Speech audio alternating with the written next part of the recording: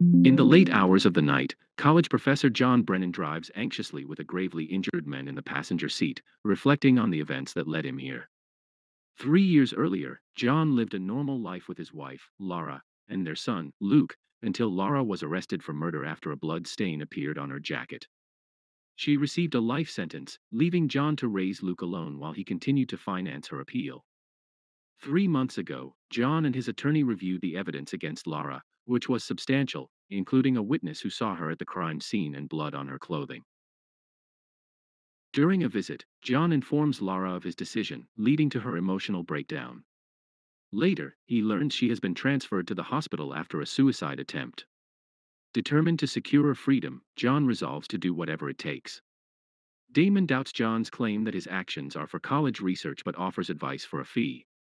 He suggests John identify disruptions in the prison's operations, choose a non-touristy destination, plan his route, avoid major transport hubs, leave from another state, obtain reliable counterfeit documents, and use cash for transactions. This plan requires significant funds to last about 5 years. The toughest challenges will be navigating Pittsburgh's bridges, which can be secured quickly, and preparing to leave his parents, possibly resorting to violence if necessary. Back home, John starts mapping his strategy on a wall with a map, photos, and calculations. During prison visits to Lara, he notes details like the elevator keyhole and maintenance work. His desperation grows, leading him to review his plans while teaching and list his house for sale to fund their escape. To get counterfeit documents, John visits a shady neighborhood to buy OxyContin and asks dealers for passport contacts. After several tries, he meets someone who sends him to a bar, where he unknowingly walks into a robbery setup. Mike, an unusual bar patron, monitors the situation. Days later, John returns to the neighborhood, followed by two cyclists. At home, he answers the door to find Mike, who offers help. John gives Mike some photos and an advance payment, instructing him not to return. Mike warns John to arrive on time or leave quickly. After buying a firearm and learning how to use it, John meets Mike but waits too long, leading to a reprimand when Mike arrives, explaining that a police officer drove away from the scene. Mike gives John important documents and cautions him about his eagerness potentially causing mistakes. Next, John learns to make a bump key to unlock doors and plans to test it during his visit to Lara. He discreetly places the key among his regular keys before passing through a metal detector. After clearing, he retrieves the bowl to hide the key in his hand.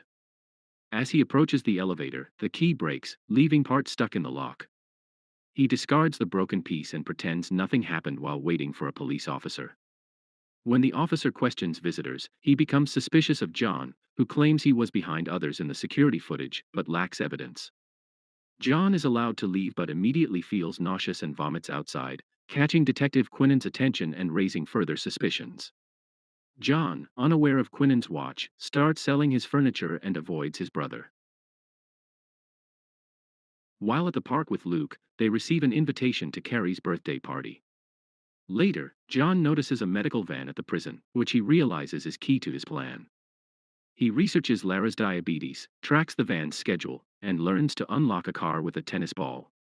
The next day, he uses this method to access the medical van and takes photos of Lara's tests, manipulating them to exaggerate her condition. During Lara's visit, she reveals she'll be transferred to a high-security facility in 3 days, forcing John to rethink his strategy. With financial concerns mounting, he considers robbing a bank but can't go through with it.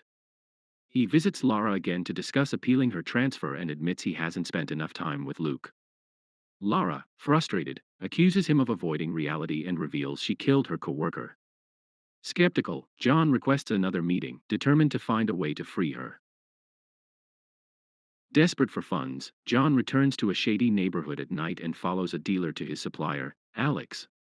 He captures the dealer, provoking a guard dog to bite him. Armed, John intimidates everyone and demands money, but they can only offer what's on hand. Alex doubts John's resolve, but John proves serious by starting a fire with whiskey.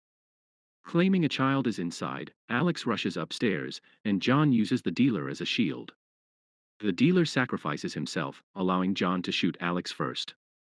John finds a bag of money but discovers the dealer still alive and pleading for help. The story loops back to John driving the wounded dealer, who dies before he can reach a hospital. John disposes of the body at a bus stop and then cuts a hole in a fence. Meanwhile, Alex's house burns, leading police to find blood and evidence of John's involvement.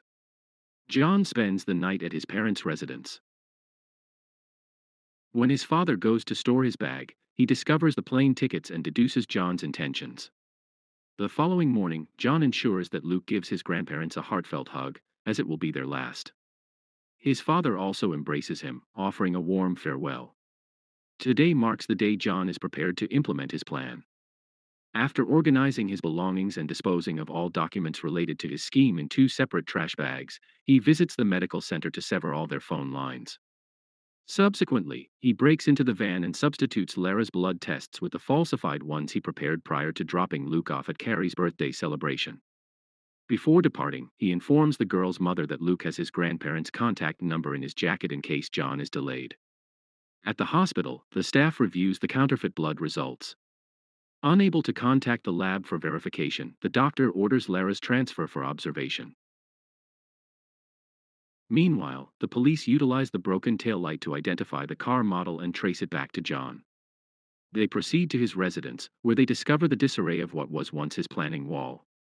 Upon receiving a call from the station about Lara's transfer, the detectives request escorts and hastily head to the hospital, suspecting John's motives.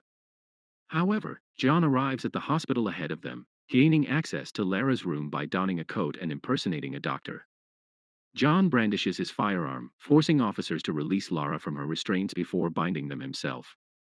Lara refuses to leave, but John offers his phone so she can inform Luke that his parents won't return.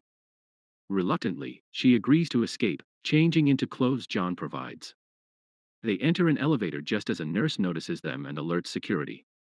After discarding their white coats, they head to the lobby, where detectives are waiting. John presses a button to go to another floor, discards their coats near the staircase, and re-enters the elevator. The officers, thinking they've fled to the parking lot, rush there while John and Lara return to the lobby and exit through the front door. Outside, John turns his jacket inside out to blend in with Pittsburgh Penguins fans heading to the station. They board the subway just before the detectives arrive, but John pulls the emergency brake, knowing police will be waiting at the next stop. They exit the train next to a parking lot where John had hidden a vehicle. They cross the first bridge, aiming to pick up Luke, but John realizes the party is at the zoo, not at Carrie's house. Meanwhile, police find a trash bag with John's planning documents in his neighborhood. John then drives toward the zoo but makes a last-minute change in direction. He doubts they can reach him before the roads close, which might force them to leave Luke with his grandparents temporarily. Lara hates this idea and refuses to be separated from her child. After narrowly avoiding a truck collision, John stops and agrees to go after their son. They head to the zoo, needing a plan to get past a checkpoint unnoticed. John offers a ride to an elderly couple at the train station, allowing them to pass through the checkpoint as the guards search for a young couple with a child. After dropping off the couple, they reach a Canadian airport and clear passport control just before their images appear on the wanted list, thanks to a new guard.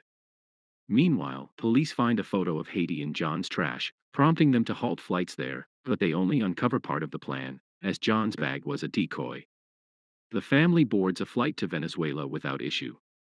Days later, they settle in Caracas with Luke. Detective Quinnen returns to the crime scene with a new theory, noting the rain on the night of the murder. Lara had moved the murder weapon, a fire extinguisher, which stained her jacket with blood. She did not witness the body, however. As she exited, she encountered the perpetrator and lost a button from her jacket, which was never recovered for use as evidence. Had it rained that day, the water might have carried the button away into the drain. Quinnen inspects the drain but fails to locate it, yet the button is positioned just beyond his grasp. Lara has remained innocent throughout.